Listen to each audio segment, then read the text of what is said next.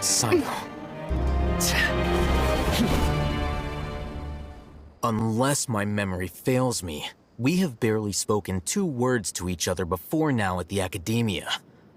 Would you care to enlighten me as to when and how I invited the General Mahamatra's wrath? Alhacén, do not think you can escape my judgment just because you managed to escape my attack. Judgment? So that's how you'd characterize your actions here, is it? Or would elimination perhaps be a more accurate description? Had I used my full strength, not even this traveler would have been able to stop me. Though styled like an assassination, I sought only to ensure that my target would be unable to flee or resist. Standard practice for the Matra, as well you know. Seemed to me more like your own personal touch. Who is that, Alhacén? Did you call him General Mahamatra? Yes. General Mahamatra Cyno, head of all the Matra at the Academia. He's a formidable hunter, and the ultimate nightmare for any who have committed academic crimes. You seem to have placed a lot of trust in Alhacén, to the point of blocking an attack for him. If I were you, I'd never choose to side with him. I wouldn't believe a single word that comes out of his mouth. I have been pursuing this scribe for a long time. I urge you, stand back and do not seek to defend him any longer. Otherwise, there will be consequences. Has Alhacén done something wrong? Paimon doesn't think he's as bad as you've made him out to be. I won't waste my breath explaining things. Alhacén, I saw it during our fight. Take it out. The divine knowledge capsule you're hiding on your person. Unless you want me to retrieve it for myself. Very perceptive of you. Nothing escapes a Matra's senses.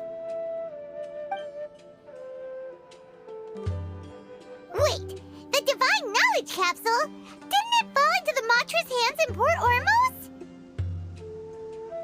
No wonder you speak with such confidence, Cyno. But I must admit, I'm very curious. What does this capsule mean to you? And why, as General Mahamatra of the Academia, are you— As far as I'm aware, the other Matra have been speculating about your disappearance. Have you been given a mission that's, let's say, morally dubious? If I was the real target of your mission, what was stopping you from simply using your authority and resources to judge me within the walls of the Academia? I should have known you'd be difficult to deal with. You two? Ugh! What should we do, Traveler? Paimon feels like we can't trust either of them! Ahem. Well, look at you two, acting all tough and self-righteous over there. Wait, Dia?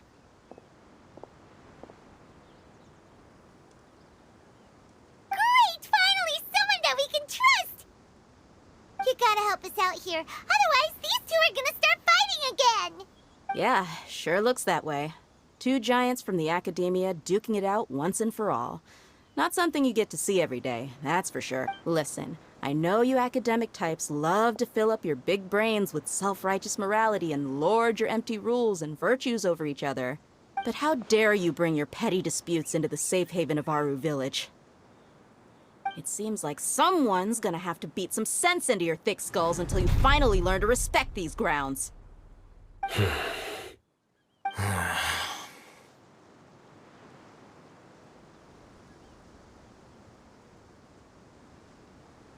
Hey, did either of you hear a word I just said?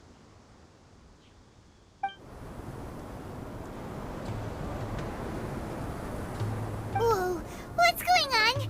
The wind's so strong! Is this a sandstorm? Paimon's gonna get blown away! Another sandstorm? What's up with these recently? Hey! All of of you, over here, quickly! We have to take cover! Someone's calling for us! Oh, this wind is too strong! That sounded like Candace. Come on, you two. Jeez, are all of you academia folks such hard work? Move it! All right, stop yelling.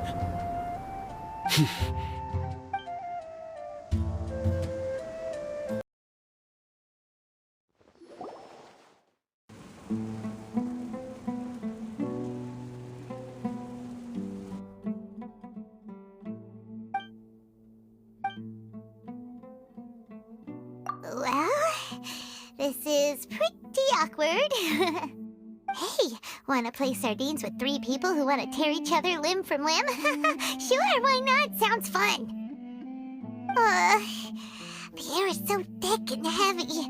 Paimon can hardly keep floating anymore. My sincere apologies, everyone.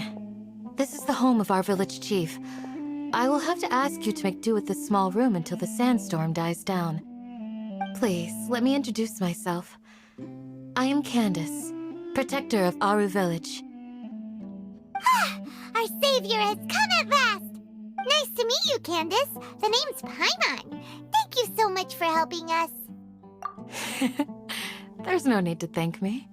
It's only right to help each other when the weather gets rough. Wow, she's so gentle and caring, like a nice older sister. Unlike those guys over there. All right. Now that we're all better acquainted, we should return to the topic at hand. As a guardian charged with the responsibility to protect my fellow villagers from harm, I was observing your conflict from afar, even before the sandstorm started. And now that you have set foot within our village itself, it is all the more my responsibility to make absolutely sure that you pose no threat whatsoever to us. So please, have an honest and sincere conversation with one another, and put your hostile feelings to rest. If anyone dares to start anything again while they are under this roof, I will not hesitate to send them out for some quality time with the creatures of the sandstorm. Oh, on second thought, Paimon may have misjudged Candace's character. And that goes for you too, Miss Dia. Do I make myself clear? All right, we got it, Candace.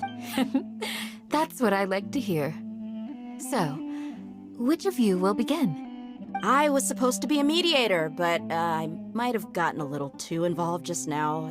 Anyway, one of those two should probably start talking. Wait, that was you trying to be a mediator? I have nothing to hide, so there's no shame in explaining myself.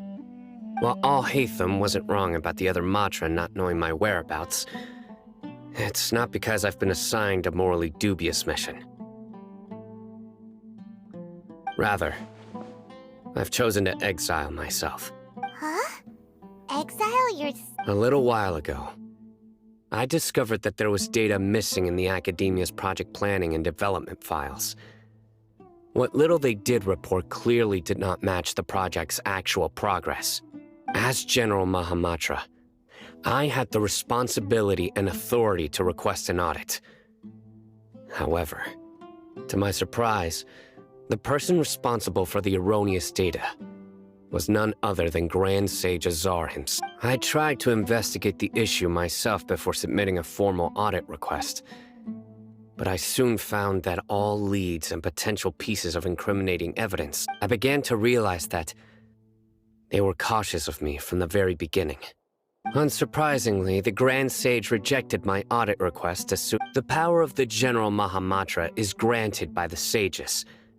You have no right to judge us. So they really are up to no good.